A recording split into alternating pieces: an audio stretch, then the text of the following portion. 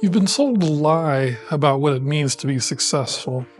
It's a story told in every advertisement, every blockbuster movie, and every social media feed. It's a story that says success is a game of accumulation, that the goal is to get more money, more status, more stuff. But if that story is true, why do so many people who get it all still feel empty?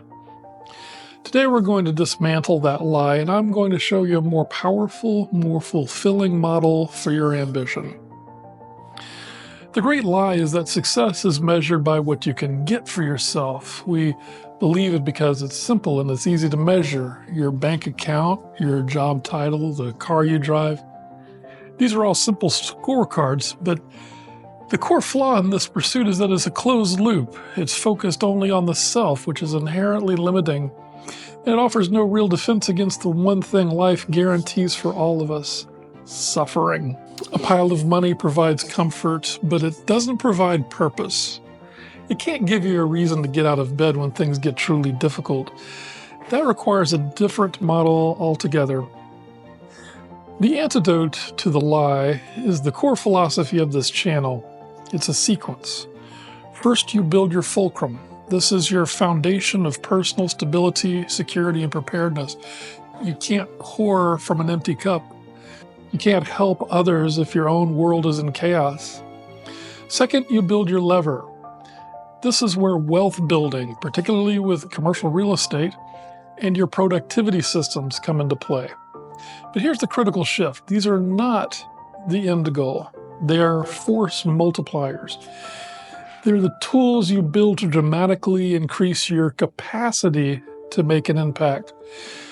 The goal isn't just to be rich, it's to have a bigger lever, because the true purpose of the fulcrum and the lever is the final step: impact. It's service. That's what transforms success from a hollow pursuit into a profound one. And this isn't a new idea. The ancient Greeks had a word for it, Eudaimonia. It doesn't mean fleeting happiness. It means human flourishing. And for them, it was achieved through a life of virtue and contribution to their community. They knew this idea was timeless, and now modern science is proving them right.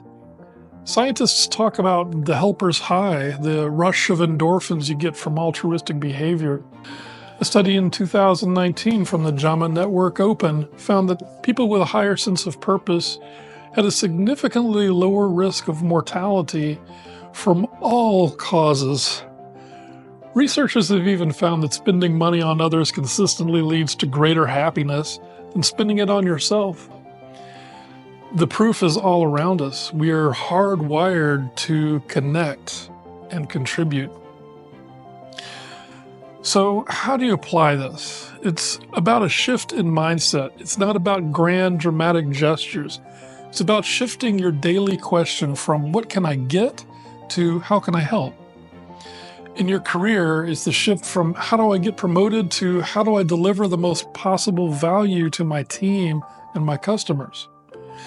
With your wealth, you can frame your investments not just as a path to your own freedom, but as an engine that provides jobs, creates spaces for people to live and work, and generates resources you can use to support causes you believe in. It all comes back to that one shift in perspective. The common definition of success is a lie that leads to an empty destination. The truth is that by building a stable fulcrum and a powerful lever, you can gain the capacity to serve.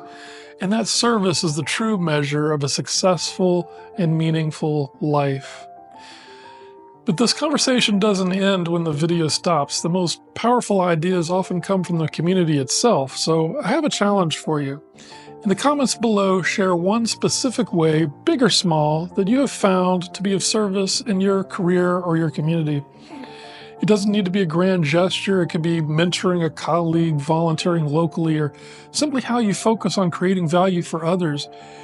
Your story could be the spark that helps someone else find their own path to a more meaningful life. Find your fulcrum point, and you can move the world. Let's get to it.